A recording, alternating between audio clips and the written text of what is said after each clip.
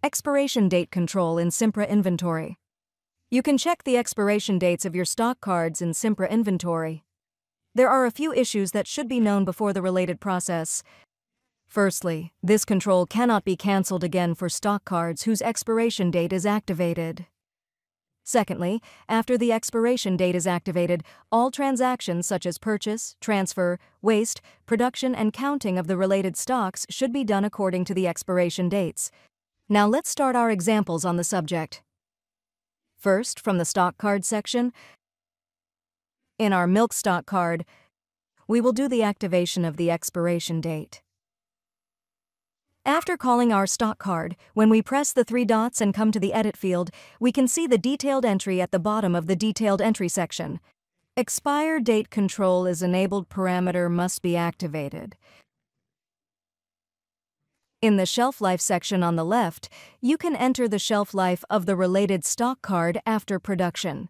For example, for the related stock card, I assume the shelf life is 30 days, and press the Finish Editing button. The first step of the expiration date activation is to activate the relevant parameter in the stock cards. Secondly, we come to the Stores section. In our stores, in which warehouse the expiration date will be activated and controls will be made, in the same way, from the Edit area of the relevant store, Expire date control is enabled parameter at the bottom must be activated. With the activation of these two parameters, the relevant stock card must be made according to the expiration date when any transaction is to be made in the relevant store. For example, let's make a purchase entry. Come to the Purchase Return section and click on the top right. I press the Add Purchase button. As a supplier, for example, Metro Gross Market. I write my document number. I select the date of my purchase as today. I press the Add button. I select my bar store as warehouse. As a stock card, I select the milk that we have just activated the expiration date. Milk stock. I bought 10 liters. The unit price is €3.50. By pressing the Add Purchase Detail button, I ensured that the relevant stock card was added to my document. After this point, when I press the Save Delivery Note button, the system will show me a warning message because I have not entered any expired day for the milk. For example, I say close it as a delivery note. The system says, there is an expiration date on the stock cards inside. Therefore, I cannot close it as a delivery note. I say OK and proceed to make the expire date arrangements related to the relevant stock card. In the row of the stock card, when we click on the Edit Expiration Date that becomes active at the bottom after clicking on the parameter, I reach the Edit field of the expiration dates for the stock cards in it. I press the plus button at the bottom along with the OK button that appears. I write my related stock card below in the quantity section. For example, we bought 10 liters of milk, but 5 liters of it may have arrived on a different date, and 5 liters with different expiration dates. Therefore, it is necessary to regulate the expiration date for both of them separately. I want all of my products. I write 10 liters of 10 liters in the relevant field. The shelf life, the 30 days we defined in the stock card at the beginning, automatically comes here.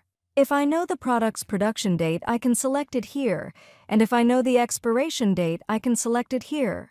As an example, when we come to the production date, my stock was produced on the 1st of the month.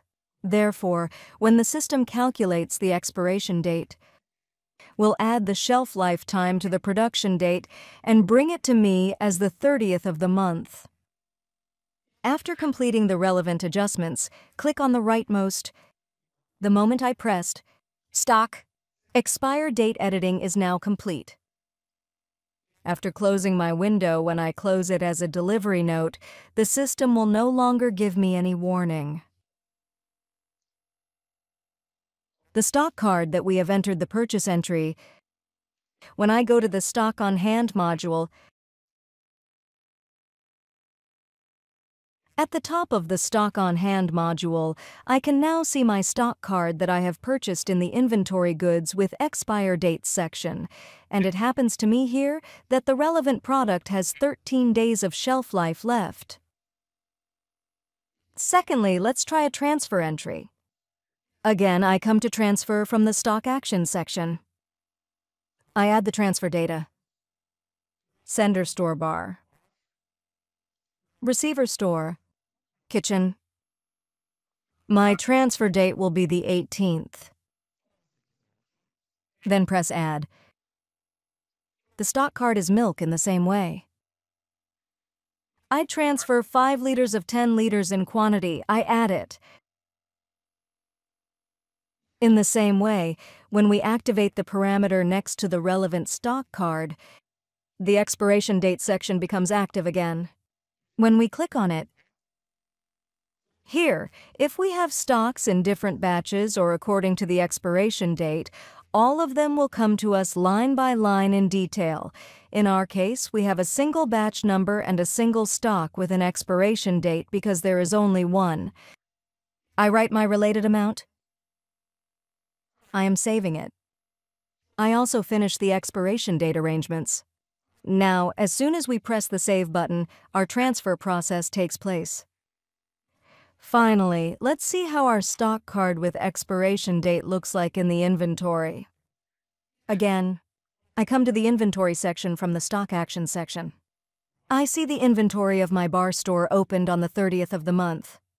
When I click on it, I reach the current standard count entry screen. As you can see at the top, we have Expire Date click. When you click here, all of the stock cards with expiration dates will appear here as a corresponding list. By pressing the down arrow button next to the relevant stock card, in which batch number and with which expiration date of the related stock card, that the system has calculated the amount. For example, the amount calculated by the system and my count quantity, we enter our quantities into the count separately according to the expiration dates. Therefore, for each entry, the quantity entered will automatically be carried over to the opening balance of the next month according to the batch from which the quantity was counted during the inventory closing process.